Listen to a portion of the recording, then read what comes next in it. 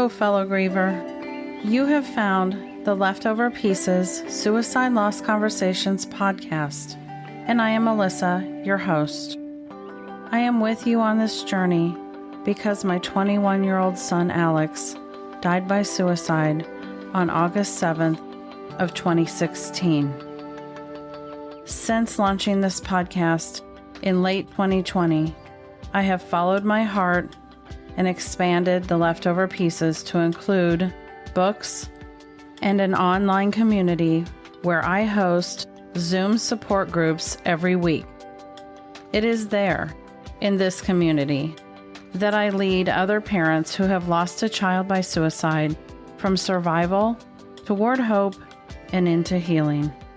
The website is also a resource hub, a connecting point for all survivors of suicide loss. You can find me, ways to connect with me, and links to everything that I'm doing in the community on my website, theleftoverpieces.com. Know that I'm always open to suggestions and feedback. And if you know someone that I should connect with to be on the podcast, please let me know that as well. So now, I invite you to join me for real conversations, candid talk on hard topics surrounding the loss of our loved ones by suicide. I talk to other loss survivors, mental health experts, advocates, and on alternate weeks, I offer shorter, solo episodes where I go down the rabbit hole to discuss things that have been on my mind or possibly parts of my journey that I feel would be beneficial to share. Every week, we explore the questions that haunt us, seek the courage to uncover the healing tools within us, and offer the comfort of a community that we all need so very much. It's true that our hearts and lives have been shattered, but come along with me, and together, let's choose to find meaning and even happiness amid the leftover pieces before us. Welcome. Welcome, fellow grievers, to today's episode. In many ways, this episode is kind of the start back of the current episodes, as I have just come off of a small break from recording new episodes.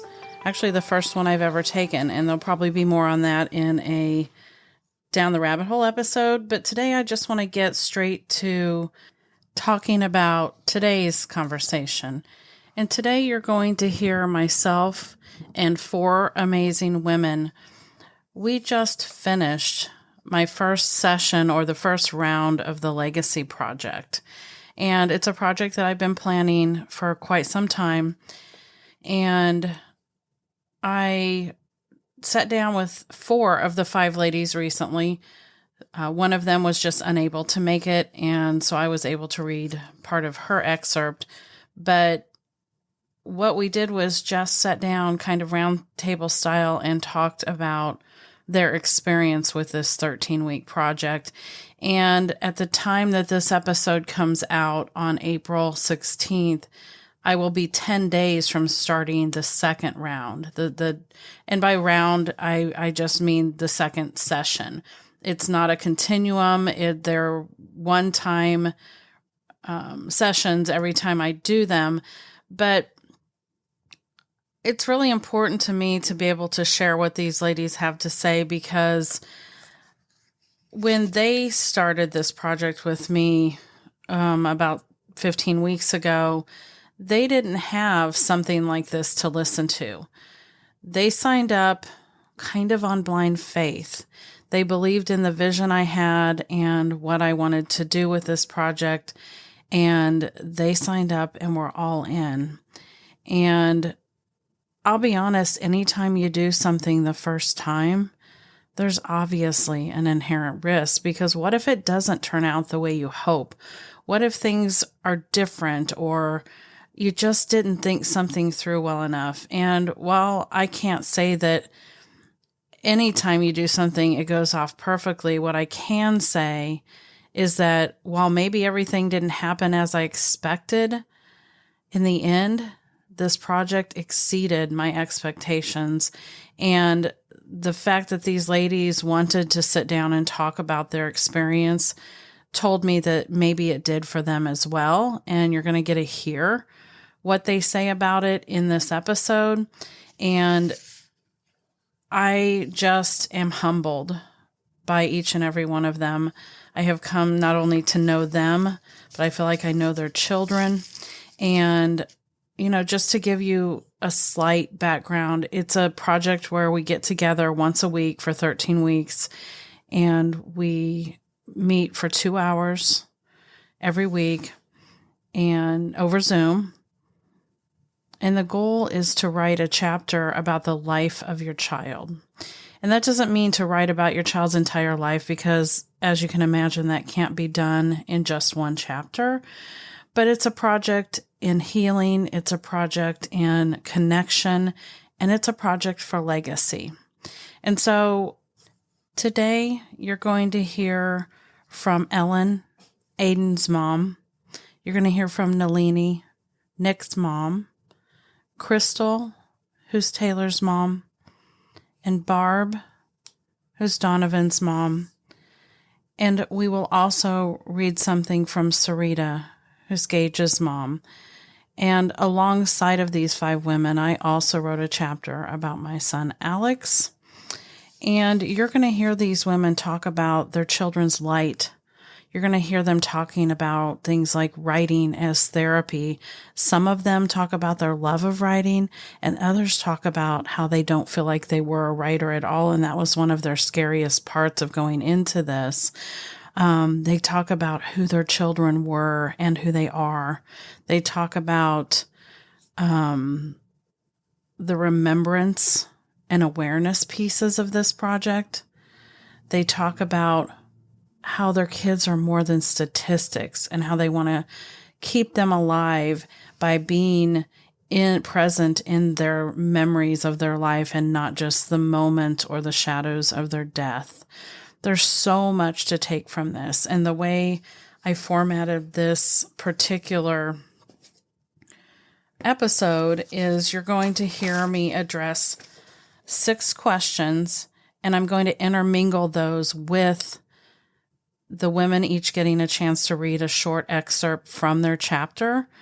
And so we kind of go back and forth. I ask a question and we talk about it for a few minutes, and then one of them reads an excerpt, and then so on and so forth. So it's worth it to stay through the entire episode, or if you can't listen in one sitting, to come back and finish it, because it's definitely 100%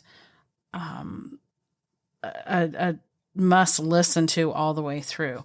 The 6 questions that I asked them about the project are why they chose the project, in other words, what their reasons and goals were, what their favorite part of the project was. But on the other side of that, I also asked them what their most challenging or unexpected part of the project was. And then I asked them how they felt about the time frame, everything from the 13 weeks to the 2 hours a week to the private chat, the time that they spent on it in general. And then the last 2 questions I ask them are what their plans are for the book and would they recommend this project and why. And again, in between those questions where we talk about them, you get to hear them read a little excerpt, which is just a gift. So I'm going to, as I get ready to jump into the episode, read one small paragraph from the conclusion that I wrote for this book.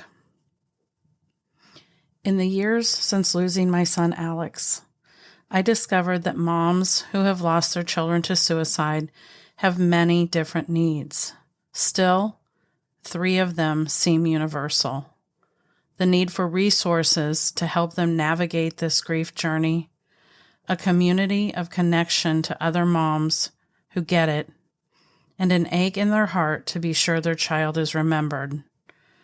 I have provided paths to the first 2.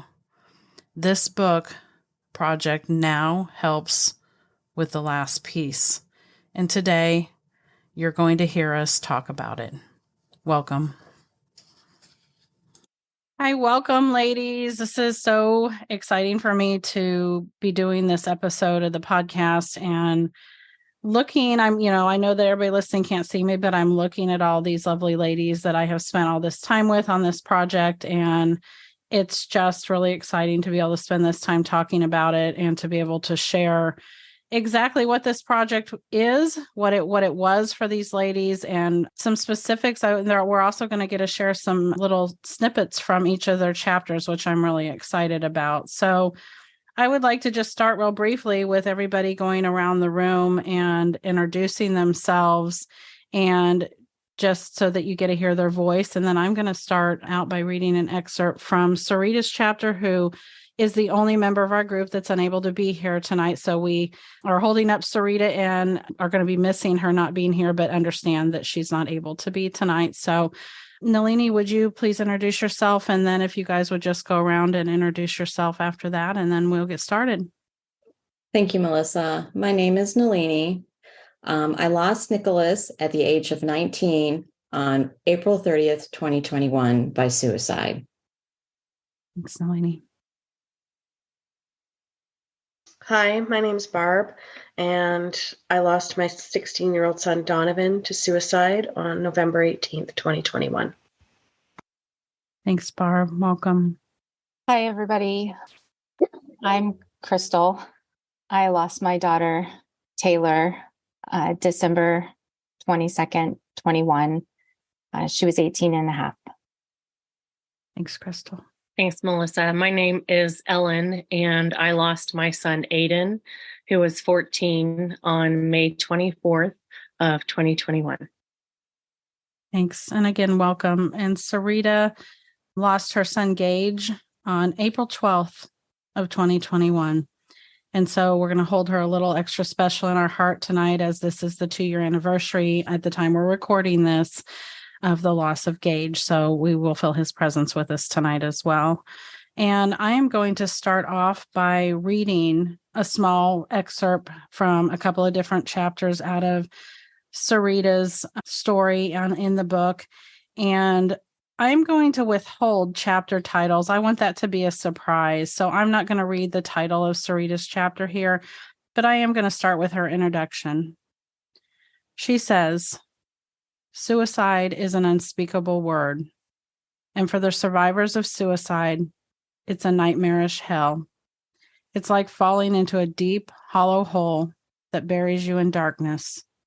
The heartbreak of suicide is all-consuming, cutting you to the core and leaving you all alone, confused and devastated. Deep inside this dark hole, I found myself in this grief. I realized that the only way out was up. At the top of this hole was a light, a tiny sliver of radiant light. That light was my freedom. That light represented the life of my son. On the inside of this deep hole are handholds.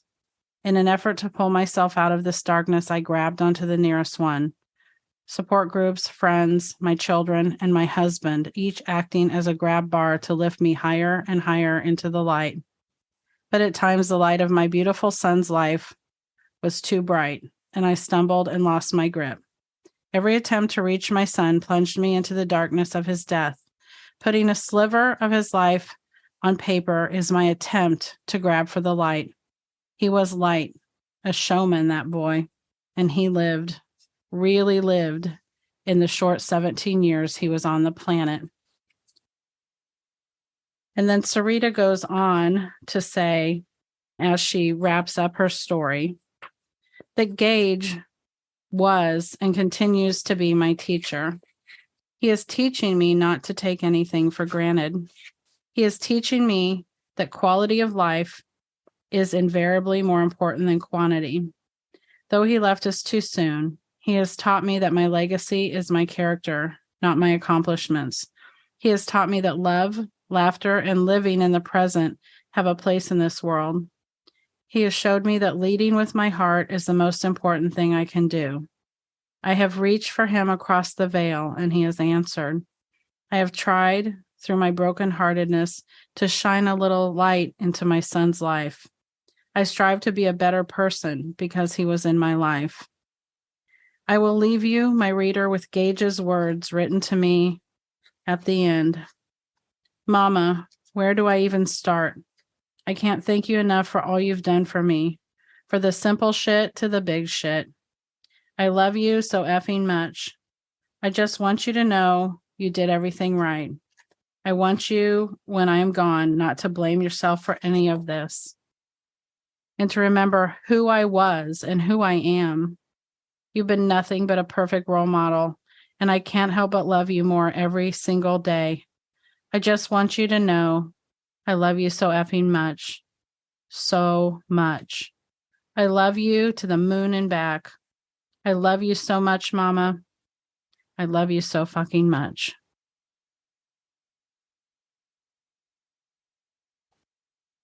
And those are basically the bookends of Cerita's wonderful story. She shares a lot of really funny and stories filled with light about Gage, and it's just a really powerful chapter. So it was my privilege to be able to read that part for her.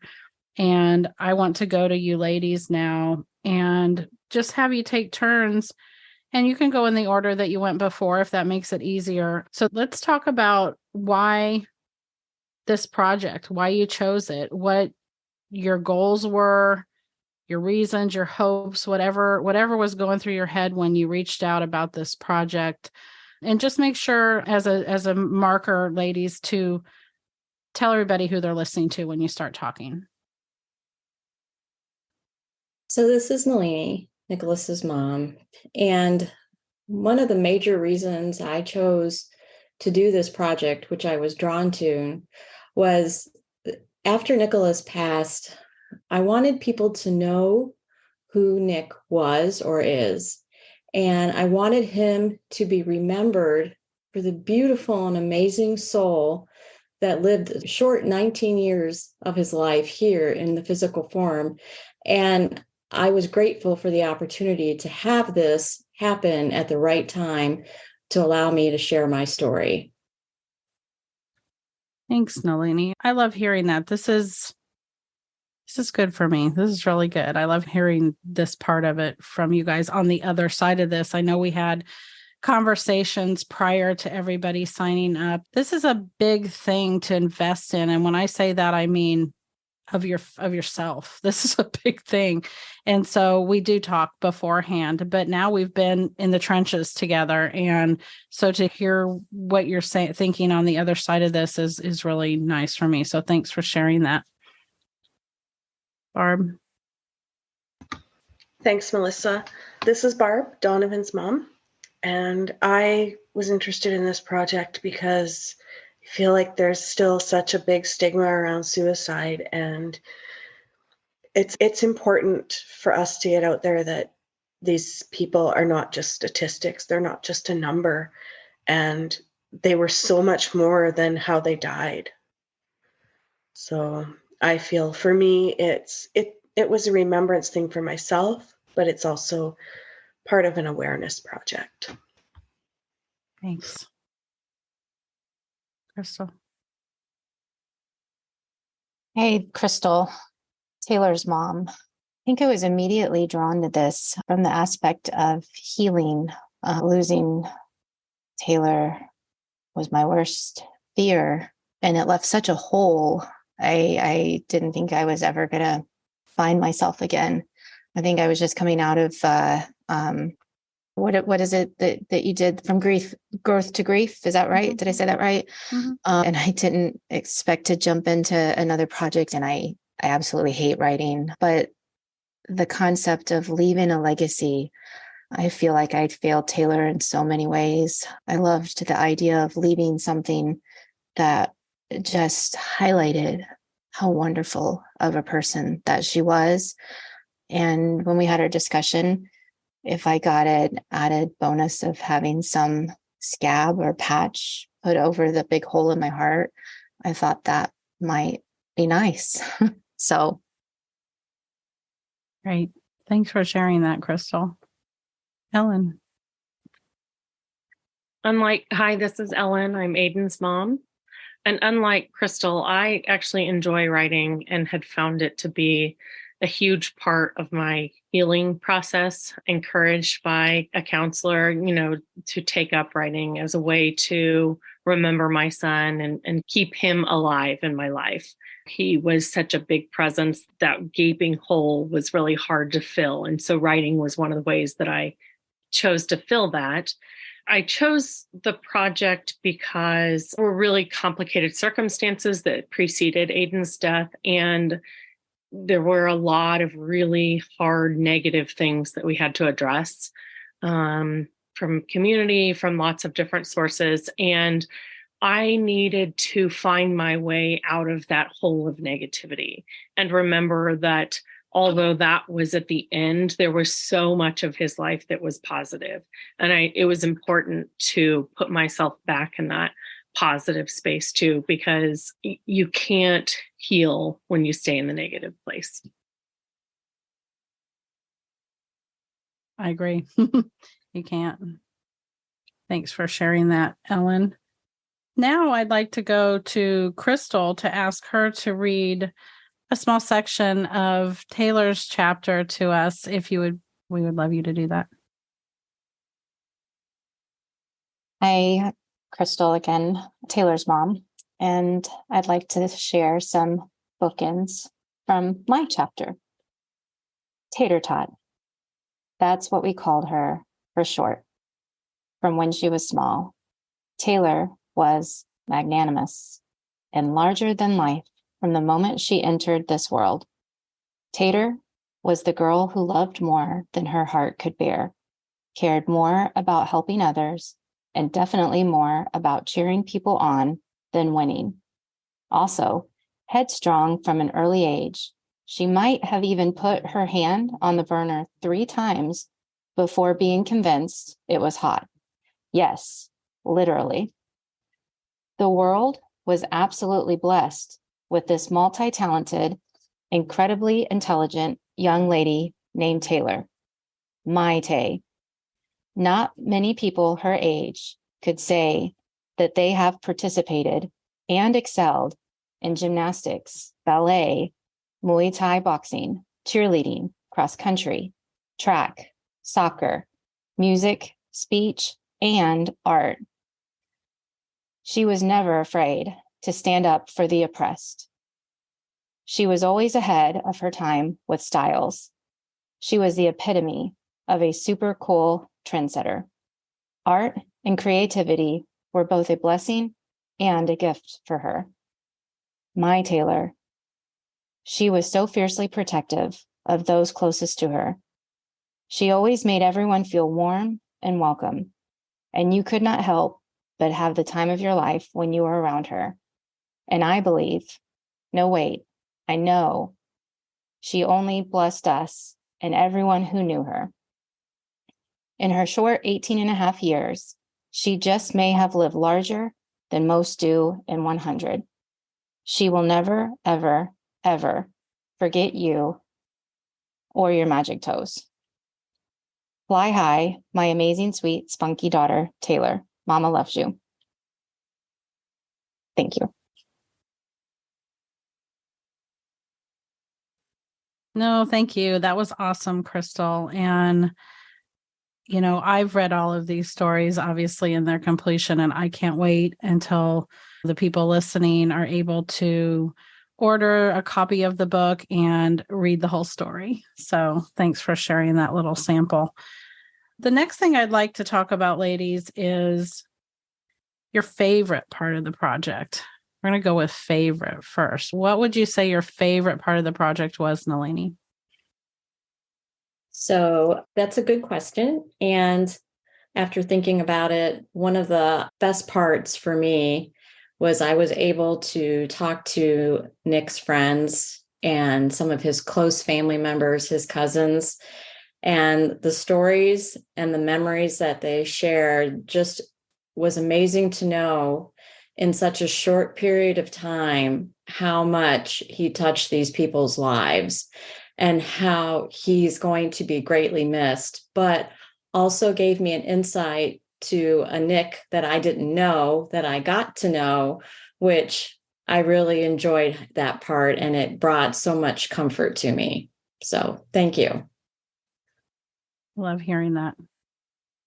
Barb, how about you? What was your favorite part of the project? Thanks, Melissa. My favorite part was digging back into some of those memories. I think we talked about this a lot throughout the project, but when you lose someone in that way, their death can kind of become so big in your mind that it's hard to get past that. And just certain assignments and parts of the project forced us to get past that and go back and start remembering the good times and not just the bad times. And that to me was the best part. A pretty good best part. Thanks for sharing. Crystal, how about you? I have 3 favorite things.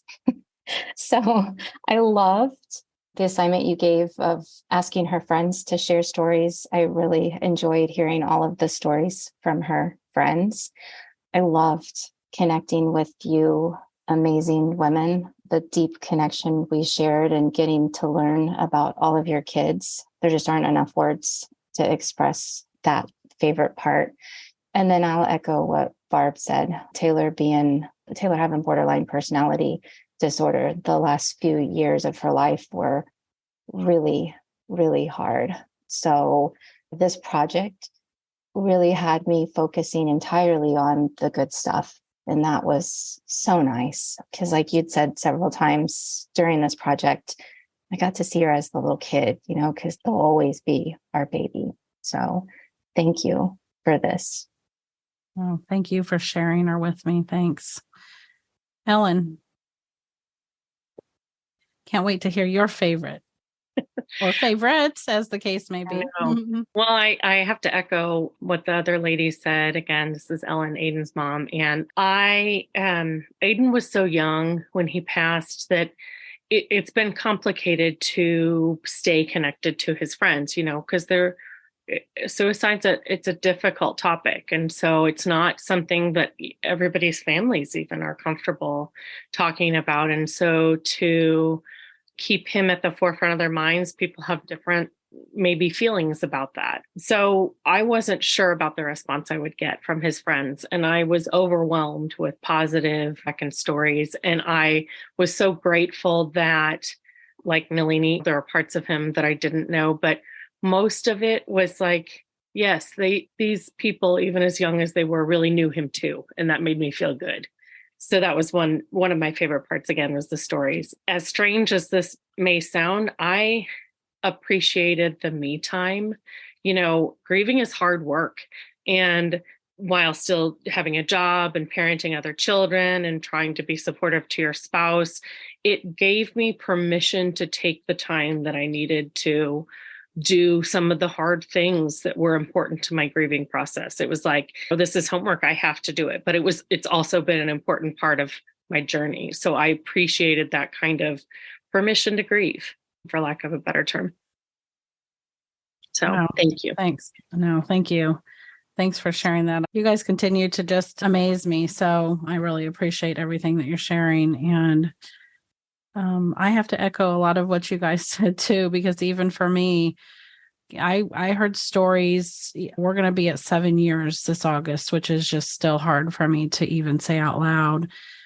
But I heard stories through this project when I talked to people that I hadn't heard yet either. And it was such a gift. It was such a gift to hear stories about Alex and just think there's so many more out there that we still have yet to hear. So Nalini, I would love for you to share a piece of Nick with us, if you would. Thank you, Melissa. So I too am just going to share a little snippet, some bookends of Nick's life. I remember as if it was yesterday, the moment we found out that we were having a baby boy. Nick's dad, Tom, always called him the miracle child because his sister was a challenging baby. She hardly slept. In fact, his exact words were, "What if we have another baby like Serena?" My answer to that silly question was, God would not give me 2 children who are challenging. And I was right. From the moment Nick arrived, he was a sweet, gentle, and happy soul. In fact, I unfortunately don't recall a lot of specifics from his first 12 months because he was so content and happy. I thought to myself, this is what all the other mothers talked about when their babies took naps and slept through the night. This is what an easy baby looks like. It makes my heart smile to know that the common trait his friends all expressed was how his smile lit up the room and his laugh was contagious. They all said he was more concerned with how they were feeling and would do whatever it took to help make them happy. Nick was most happy when everyone around him was also happy. He was like that, even with his family. In fact, when the family was having a disagreement, we would ask Nick his thoughts, and he would state he was Switzerland. In other words, neutral. In fact, as a self-pronounced leader of neutrality, it is no surprise that he was known for being selfless.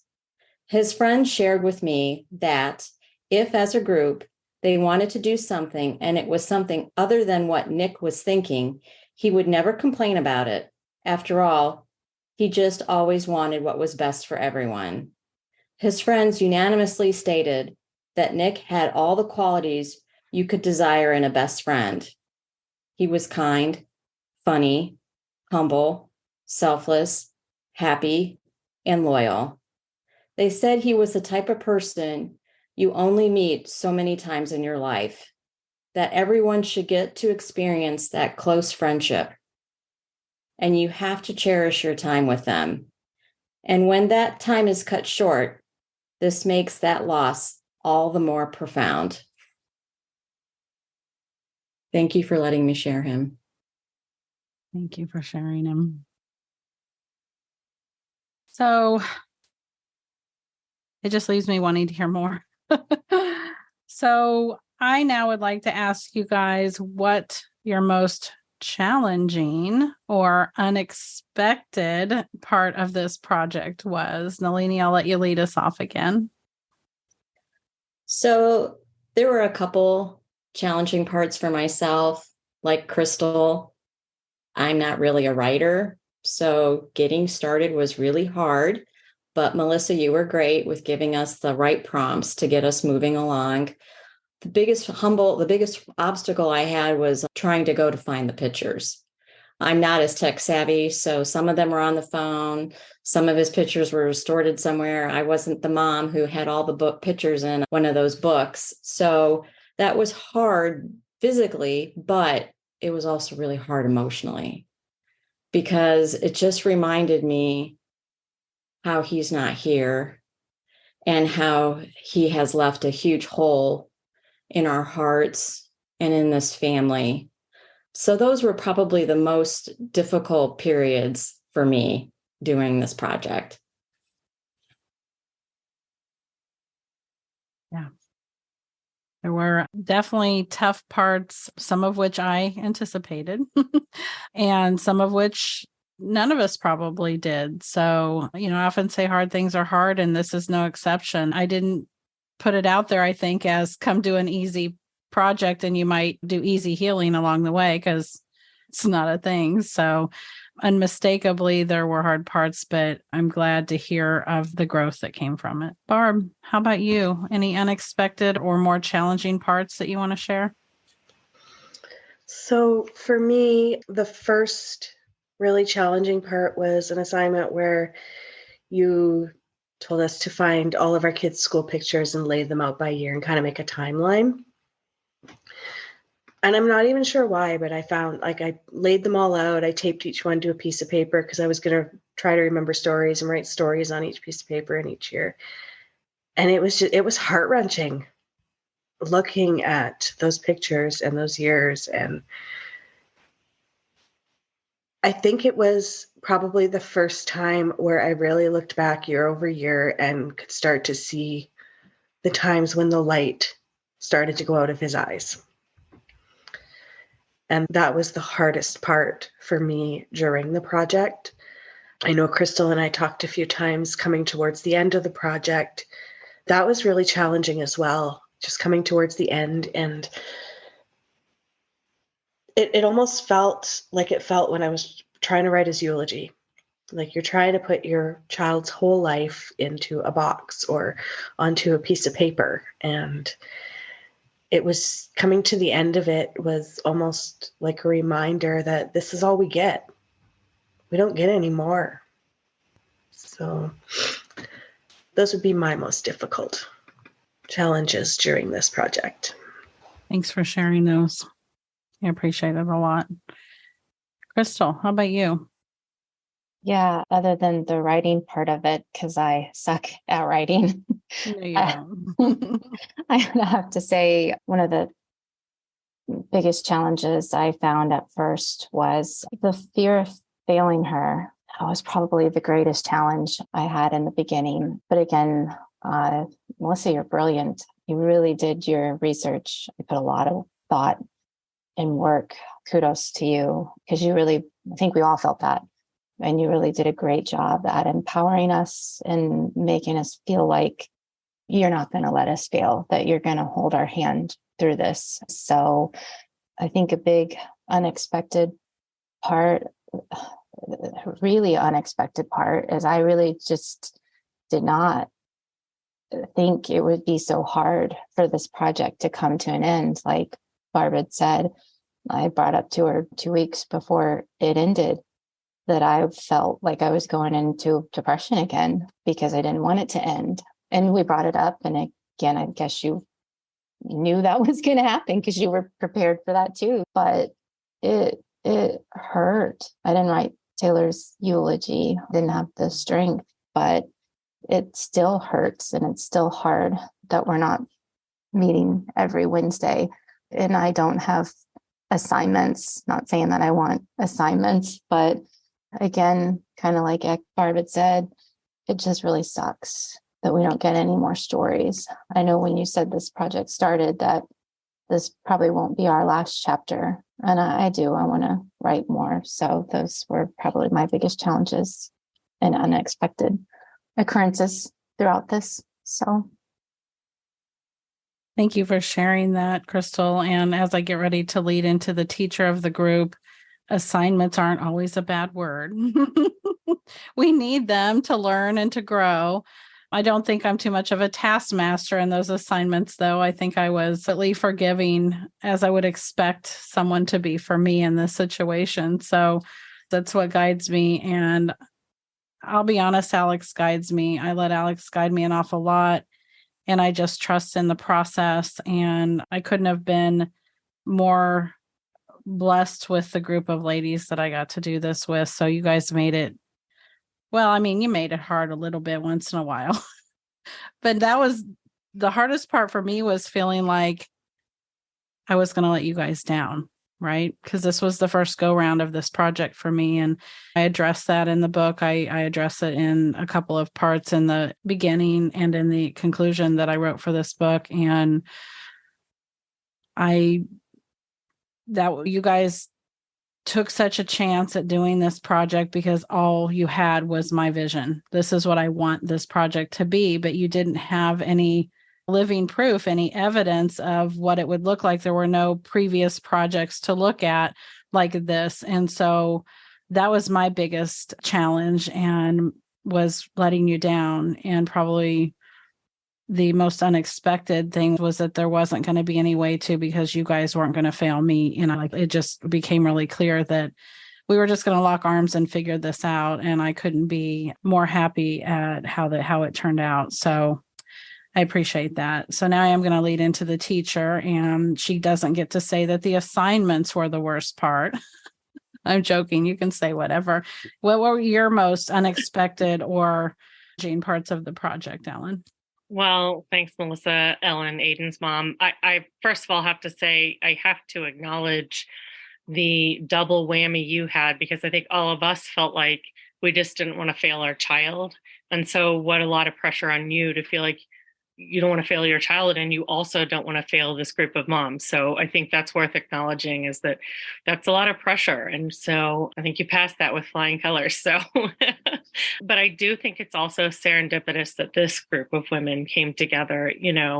We're from different parts of the country. We have different experiences, but And maybe this is what this particular kind of loss does, but it just gels you to one another, because we just know that kindness is needed at every turn, whether it's you're having a hard time with the timeline, Barb, or, the friend story, whatever it is, we just really gelled. And so that was really helpful. And Melissa, you were the leader of that. So thank you.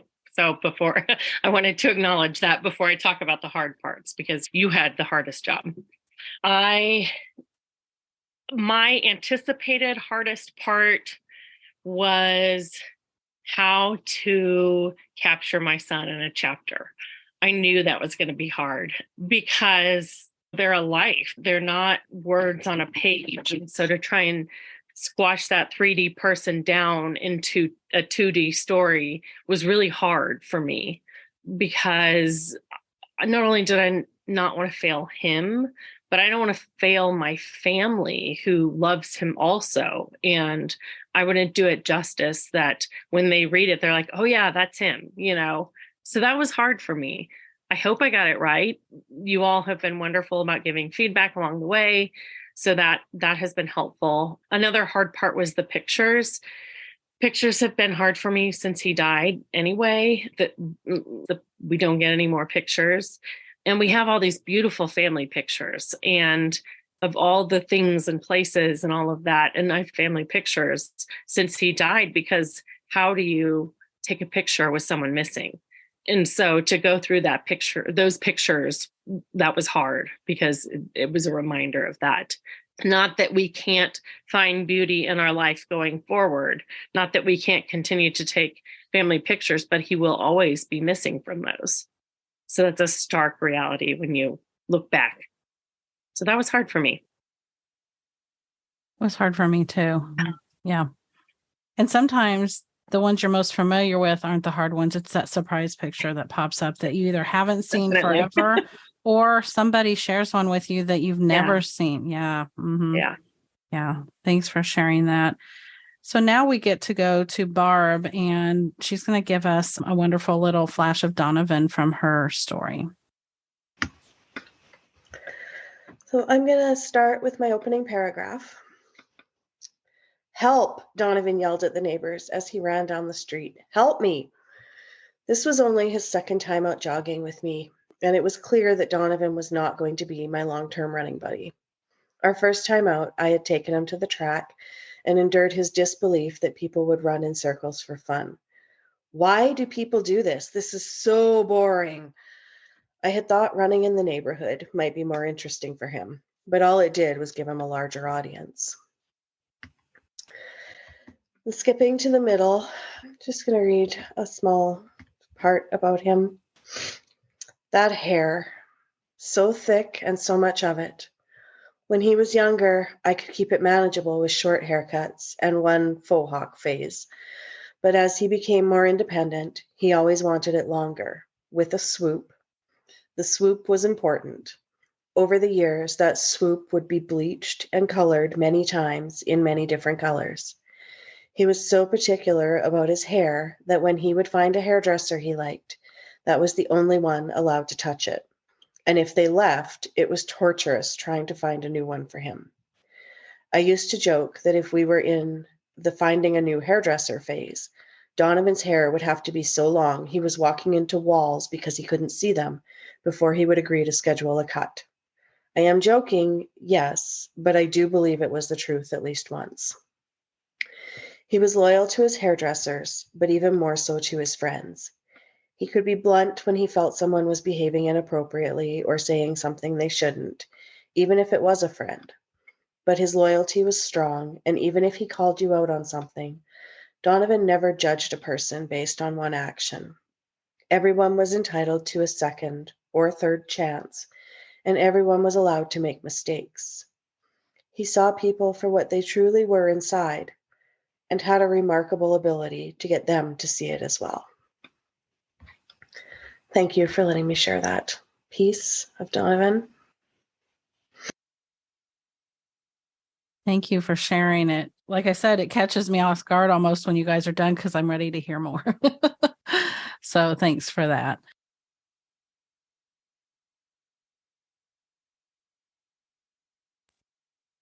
Okay, now I want to go to the next thing I want to talk about, ladies, which is how the time frame actually felt to you. Meaning you can go at it from one or more angle, but how did the 13 weeks feel? And you can talk about it from whichever direction you want. How did you think about it going in? Did it feel like it was going to be long? How did it feel when it came out? And or how was the 2 hours? Was that adequate?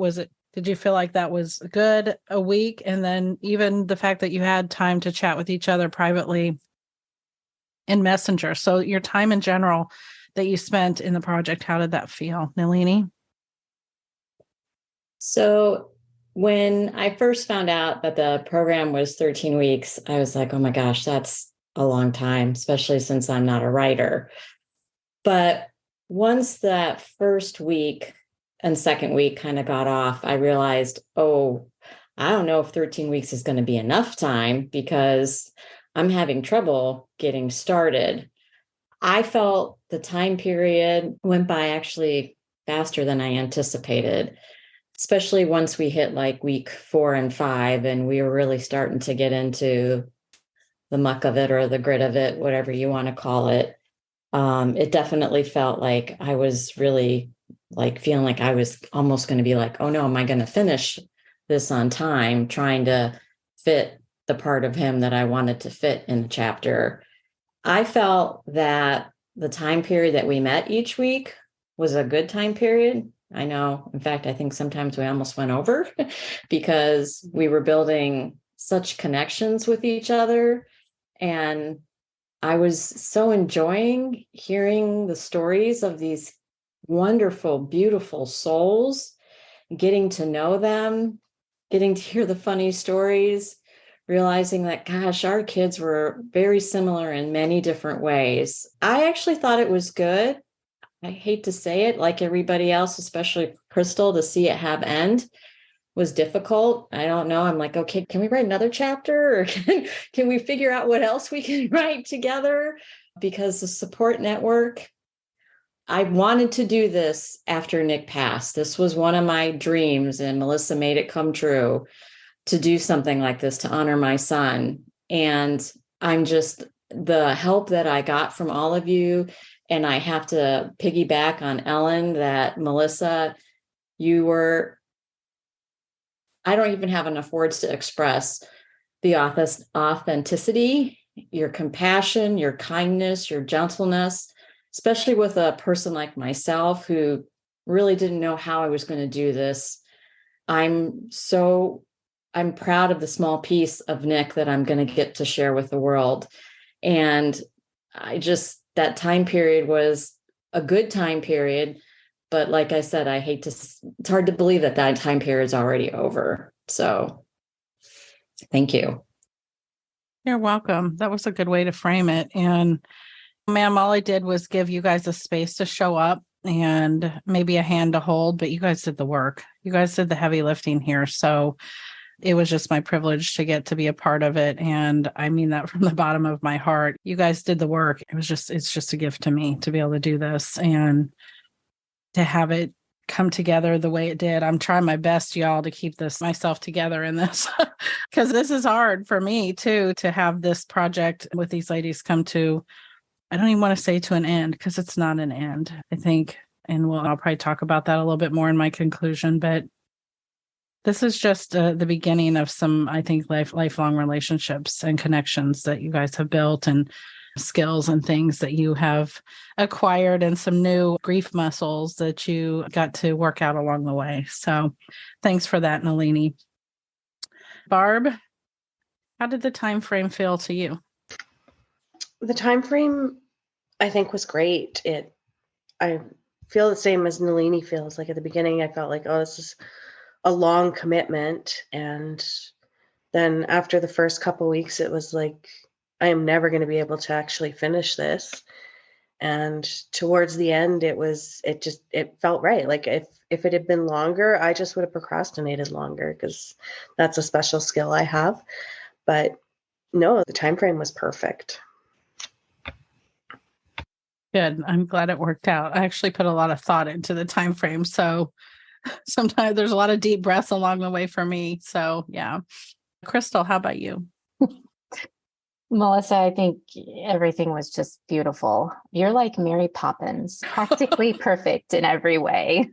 The people that might listen to this that know me are probably, we're going to have to give them a minute to get up off the floor, because that's one thing I've never been called, Miss Crystal. Thank you. I'm serious though. I'm a little too snarkly for Mary Poppins, but that's why I say practically perfect. But everything, the way that it was done, I don't know like how long you've been planning this, but when you first said 13 weeks, I love it. Lucky 13. I was just like, this is great. I'm going to need at least 13 weeks to get a chapter out of me because I don't write very well. I don't like writing. But so it sounded great up front. I think. And then like everybody else, I was just like, I'm never going to finish this in 13 weeks. There towards the end, I was like, oh, can I just have one more week? I had a vacation in there. I think it was Nalini that was saying just the time together was amazing. You guys saved me on my vacation. I logged in Aruba just because I needed you guys. You all are a salvation many times. I think the 2 hours was perfect for a group our size. I don't know if it'll be the same number of people every time, but everything about it was just wonderful. You can just tell that you planned it out, small detail, because it was an excellent experience. I'm very honored to be a part of this, and you really did make it easy to do. And this is something that's very difficult for me because it's writing, but too because I have grief brain, and it's hard to be writing this about my daughter, but it was very beautiful and you made it wonderful. So thank you. Thank you. Thanks for sharing that. So Ellen, you want to bring up the rear again? Sure. It's interesting. I don't even commit to what's for dinner tomorrow. Like that's kind of where I'm at in my life. So to think about committing to something for 13 weeks was a little daunting for me because at this point in my life with kids and dogs and neighbors and all the stuff, I'm like, I have no idea if I'm going to be able to carve out time every week for 13 weeks. But it was good for me to do that and put it on the calendar. This is my time. And so I thought it was a good amount of time. Like Barb, I could have procrastinated another however many weeks. So it's good that there's a deadline. I'm sad to see it come to a close, but I do think the 2 hours and the 13 weeks was a good amount of time. I think that was planned intentionally. Thank you. You're welcome. And thanks for sharing that. So now I would like you to read us a small bit about your wonderful son. Okay. And like I said, I had a hard time capturing him in words, so I did my best. This baby has big feet, they'd told us after the first sonogram. Yes, we laughed. He or she is definitely ours. We didn't know yet if we were having a boy or a girl. There was so much we didn't know about parenting, about being a family, or about this little being that would change our lives. But one thing was clear, he would do things big. We would learn that meant extreme, loud, intense, full on, all the way. He would pave his own way and bring people with him. His exuberance would be contagious, and he would live more in his 14 years than many would live in a whole lifetime. But those discoveries were yet to come. Aidan quickly outgrew his clothes and his peers. He grew so quickly that he was often mistaken for an older child. It was one of the many ways he was an enigma, not easily put in a box. When he died, he was just a child, but the size of a man. I wonder if he felt the constant push-pull of his juxtaposing characteristics throughout his life. He could be quiet and shy or incredibly loud, still and focused or fidgety and physical, introverted and withdrawn or social and the life of the party. He was both the smarty pants and the athlete, one moment serious and then witty and hilarious. He was all of it wrapped into one incredible person, impossible to capture in words. Skipping to the end a little bit. Because of his athleticism, we encouraged him to participate in the pentathlon at the end of his track season. When he was younger, he'd competed in a few triathlons and been successful, so he'd already had some experience with multi-leg races. He was clearly worn out at the end of the season, especially after all he'd been through personally. His dad took him early, and I planned to meet them after work. Just before I arrived, I got a text from him. "Are you coming?" This boy on the verge of being a man, and certainly looked like one, still needed his mom. My eyes filled with tears, and I quickly texted back, "Of course, I'll be there soon." When I got there, he was subdued, hanging closer to us than he usually did. The participants were eyeing each other as future competitors in high school. When I had gotten there, he was subdued, hanging out closer to us than he usually did. The participants were eyeing each other as future competitors in high school. Aidan was tired, and I could tell his confidence was down. At one point, I noticed a much smaller boy getting frustrated and embarrassed at his much shorter long jumps. I saw my tall boy sidle over to him and engage him in conversation. Aidan seemed to be giving him encouragement. Aidan's friends all say that this was one of his many gifts. He always knew how to make you smile. He might try to hide it under that strong exterior, but he had a heart of gold. The other boy's mom came over to me and asked, "Is that your son?" I smiled, knowing that she had seen it too. "He hasn't grown yet, but he'll get there," she said about her own son. I responded encouragingly, "He will. Isn't that what we all want, to see our kids get there?" He took 7th place at the last sports activity he participated in. I was proud of his performance, but I was more proud of how he treated the other boy. He died just a few weeks later. When they laid his tiny, big-footed baby body on my chest all those years ago, I breathed a sigh of relief. It was like my heart had found its missing piece. He looked at me with his calm, already wise, wide newborn eyes, and we knew this would be a love story. I lost my heart to him as I saw the world through the eyes of a deep-thinking, red-haired, freckle-faced little boy who told jokes, quoted facts, enjoyed sports, and asked hard questions. He was full of fire, challenge, daring, joy, questions, and hope. Now that he's gone, my heart has a hollow boy-shaped spot. I go back to his text, "Are you coming, Mom?" And I picture him saying it to me as he waits for me in heaven. I respond to him in my heart, "Of course, sweet boy, I'll be there soon." Until then, I think of the love that he spread in his short life, rippling out, the brightness of his life shining through in the memories he's left behind. Thank you. Thank you. I know that everybody else is like seeing kids, and that's just such a great thing. Thank you so much for sharing that, Ellen. Okay. We're almost there, ladies. We've almost made it. So I want to talk just 2 more things, and I'll sandwich in my excerpt from Alex in between these last 2 things. But what would you say, and we'll go back to Nalini to start with, your plans for the book are? And that sounds like an interesting question to ask, but it's just a simple question. Are your plans to put it on your bookshelf? Are your plans to give it to everybody in your family? Are your plans to use it for advocacy? I mean, there's so many things that, even though, yes, I had a dream and it was longer in the making than I probably want to admit.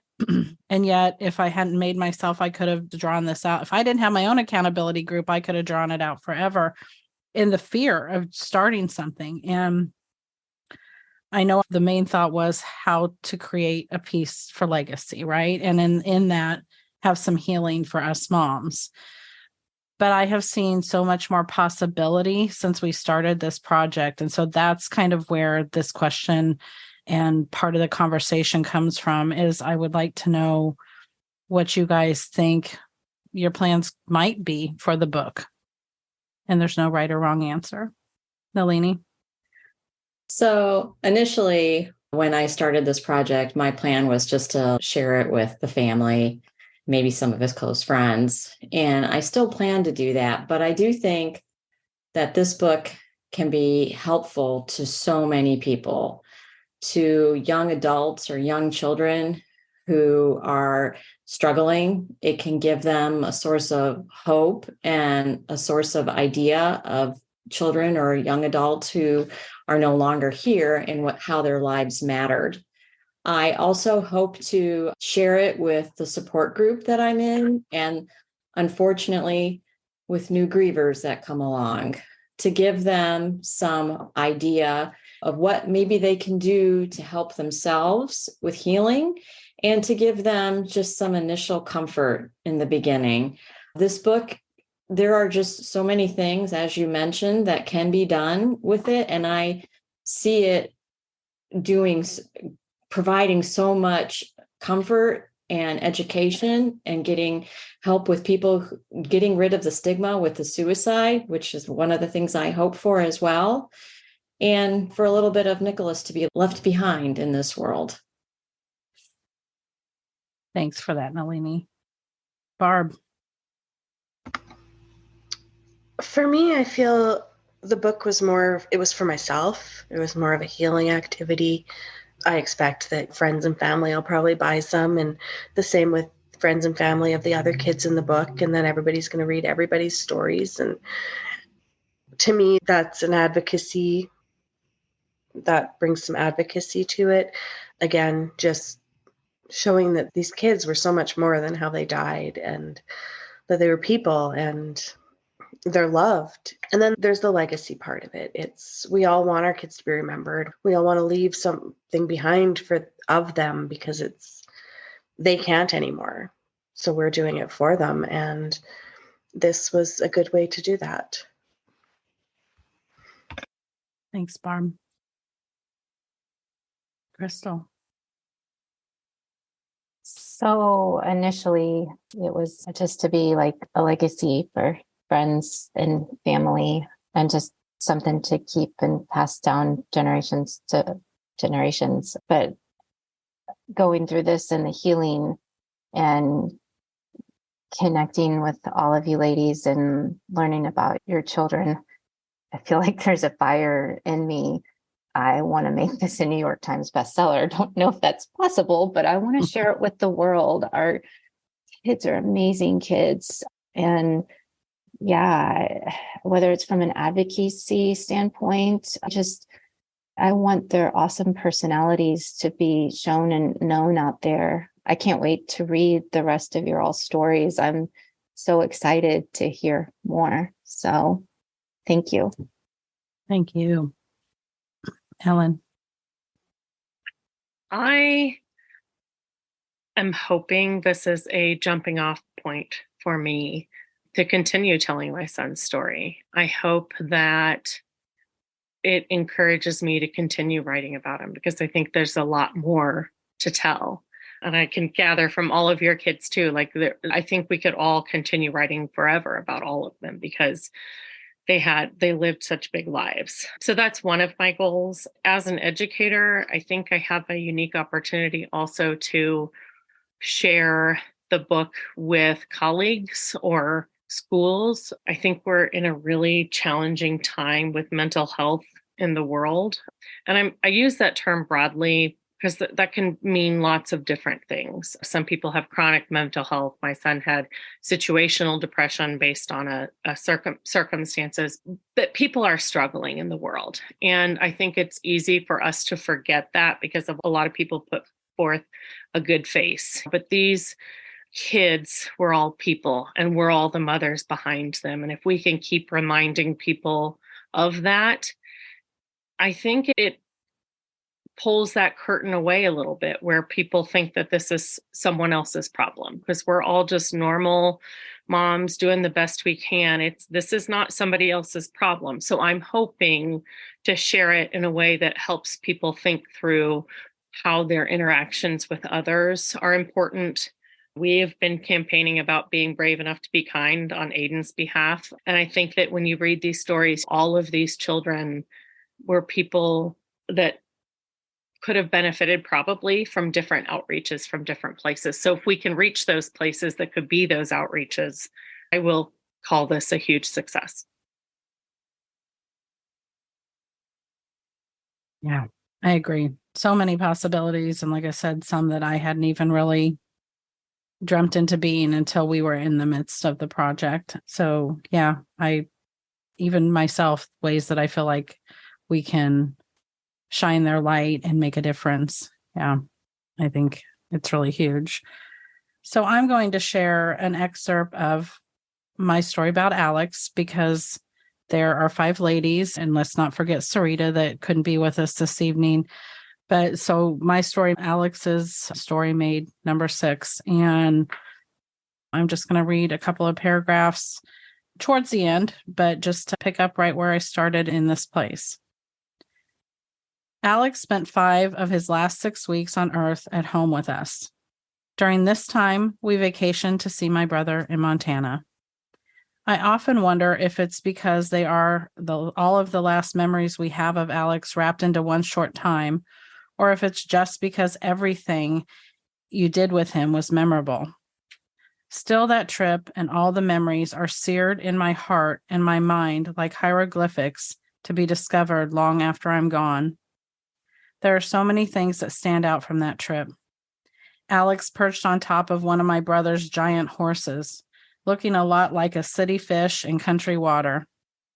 His pleading, which he never did, that I buy him a Baja hoodie. Yep, the drug rug of the 60s, from a tourist trap in South Dakota. Or his unrestrained squeal of glee when he saw the hot tub on the back porch of the condo.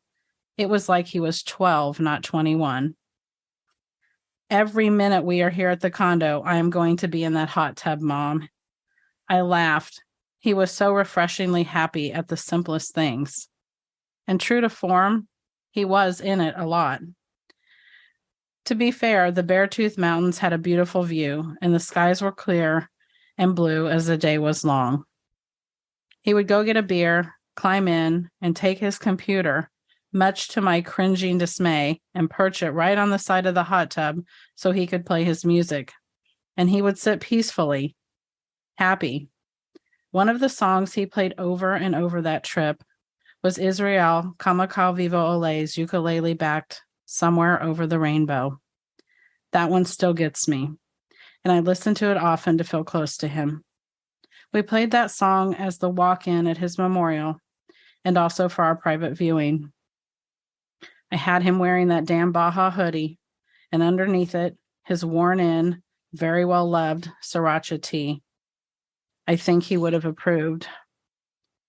Today, as I sit here far too many years removed from my son's last day on earth, the feelings that come over me are honest, pure love, and immense gratitude. Having the gift of being his mom for 21 years has been one of my life's greatest pleasures, and now, in his death, one of my greatest trials. And if given a chance to do it all over again, even knowing how it would end, without a single hesitation, I would. Alex shows up now in moments and uncanny serendipities. A well-timed rainbow lets me know he's close by. All of the no way this could be a coincidence timing of songs on the radio. A perfectly placed number 7. The out of place and in your face cardinal that flies by. Or something that's seen in a group of 3s. He's unmistakably still here, and feeling him close by brings me joy and comfort these days. I haven't read much of my own story since I sent it to be formatted. So it's getting back in there and remembering. And I don't know if it's ever going to get old to go in and read you ladies' stories over and over again and find little nuances and bits that, like watching a show or a movie over and over, we always pick up something else. And sometimes it's our mood. Sometimes it's our frame of mind. Sometimes it's who's reading it or how you hear it.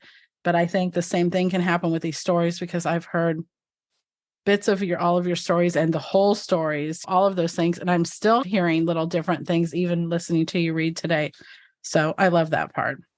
So I want to finish up today by asking everybody to boldly share why you would recommend this project to another grieving mom, and if you would, and why you would. Nalini, would you start us off? Of course, Melissa. I think that this project was I would recommend it to anyone who's looking to find another way to improve their grief muscle, quote unquote, to get some healing. It's another way to have another tool in your toolkit to know how and remember your child when we are still stuck in those moments of darkness and thinking more about, unfortunately, how they left versus how they lived. It gave me so much comfort being around such beautiful young women who also, unfortunately, are experiencing the same type of loss. The irony of our group is that our losses are also very still raw and very real. And also from another warm mom who's been there a little bit longer, who can give us some other strength and support and walk us with holding our hand. There's not enough words, and I've said this before, in the English language to describe the gratitude and the love and the healing that I have been given by being provided this opportunity to share my son's story and get to know my son even a little bit better and remember him in a better way.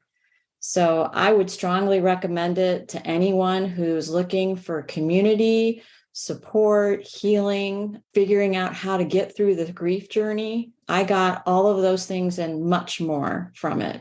So I'm so grateful to you, Melissa. You guys can all keep doing this to me. Thanks, Nalini. It's amazing to hear. It's just absolutely amazing to hear. Barb, how about you? Would you recommend this and why? I would absolutely recommend this. It was very healing for me. These other women were like a major support. Meetings were half work and half support group, and it was very beneficial. Getting to know everybody else's kids, and it felt like in getting to know these women, our kids were also together and cheering us on and helping to hold us up, and that was huge. But the healing aspect of it, it's part of the work.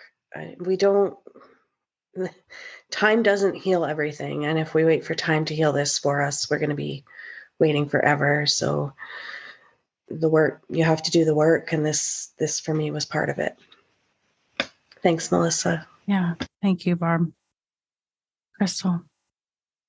Wow, Nalini and Barb, you guys were very eloquent in your wording and the way you advocated for this. I don't know how much more I could say or add to it, because I'll echo what you guys said and then some. I think a lot of us, we've all been a part of the All Access group, and it is fantastic. Need a support group of people that have been through a similar situation when you're dealing with suicide loss. But this legacy project is special and unique.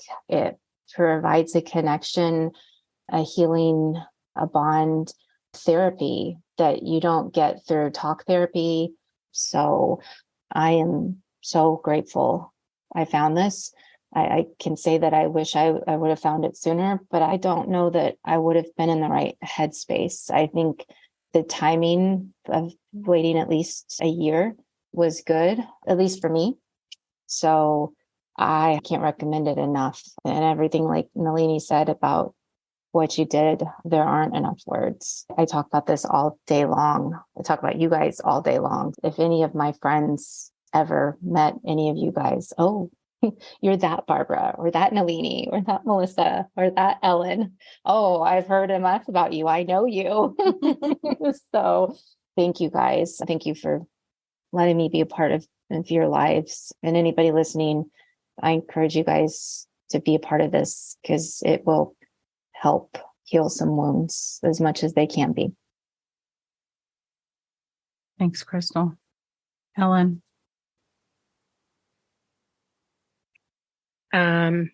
You guys have used up all the words, but I'm still going to try. This is Ellen at a loss for words. Yes, it doesn't have to happen. Doesn't happen. Okay. I just had to say that out loud for fair. the world. Okay.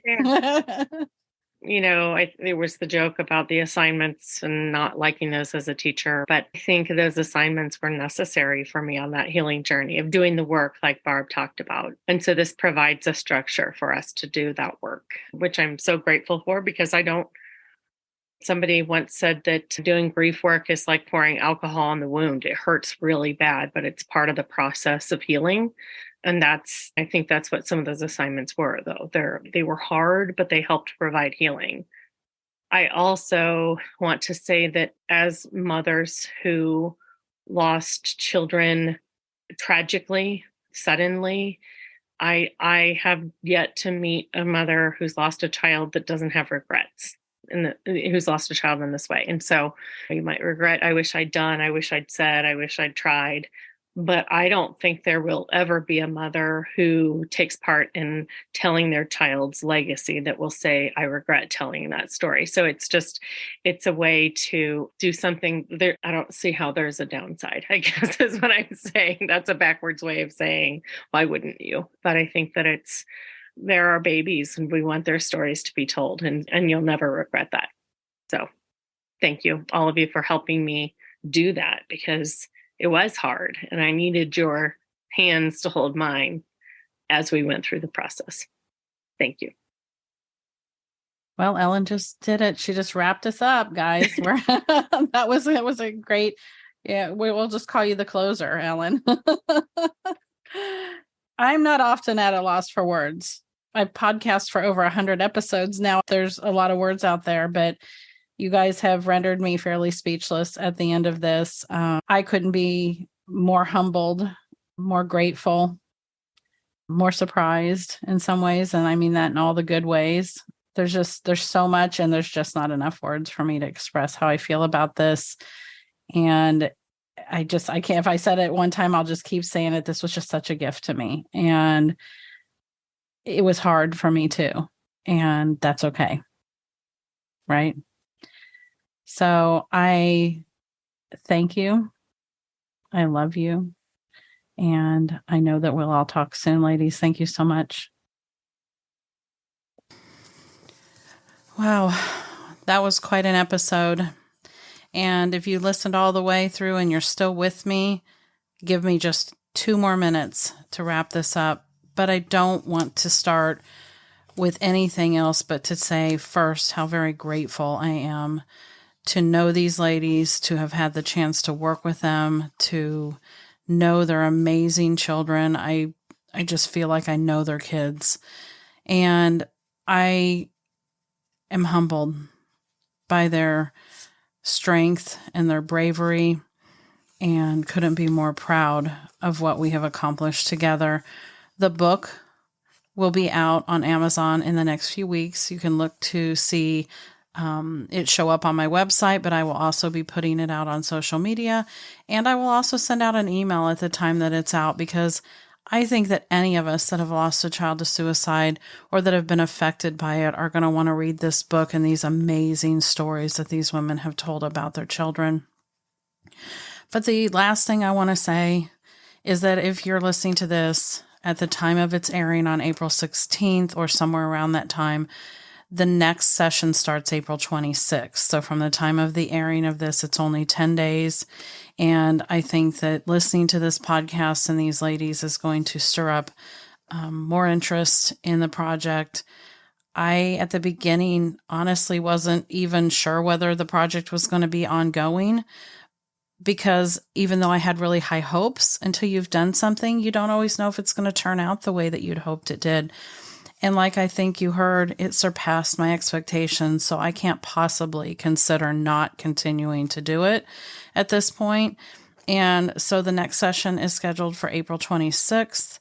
And then there's a third session, which will probably be the only session beyond this that I offer this year. So a total of 3 sessions this year. And the one on August 16th goes for the same amount of time. So it will end sometime in October. And I just want you to do two things if you think you're even slightly potentially interested in the project. I want you to go to my website and read about it. You can get all the information. You can see testimonials from these same women that you listened to today. You can watch a video where I also explain everything that I talk about with the project in a video. And then you can, if you're interested, jump on and schedule a 30-minute discussion call with me, because I actually expect the wait list to fill up not only after this episode airs, but I expect it will fill up even more after people have the good fortune of putting this book in their hands. So that's all for today. I'm so thankful that you were here. I'm so grateful that you took the time to listen to this episode and these ladies' stories. And I'm so sorry that you have a reason to be in this community, but just know that you're not alone, that we're in this together. And I'm so grateful, and will keep you all in my heart and my thoughts, and wish you the best week possible. Until the next episode, talk soon.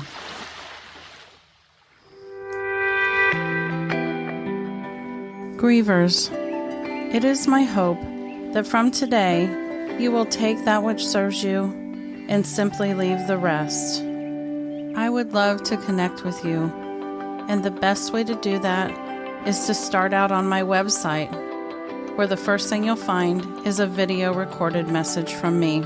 And then from there, you can find everything I offer: the online Zoom support groups, the books I've written, ways to connect for the podcast, and an entire resource library assembled to help all suicide loss grievers find the resources that they need to help them along their healing journey. Please go to theleftoverpieces.com. From there, I hope that we can connect, and I hope that you too can discover that we truly are better together. If anything that you've heard in today's episode resonates with you, I would ask that you please subscribe to get notified every week of my new episodes. And then take a moment to rate and review me on Apple Podcasts so that more grievers like us can find this podcast and this community.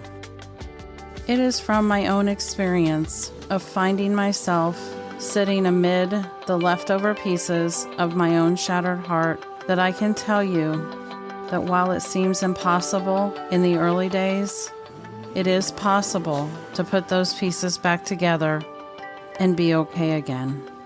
And every week, we'll be right here providing more comfort, hope, and community.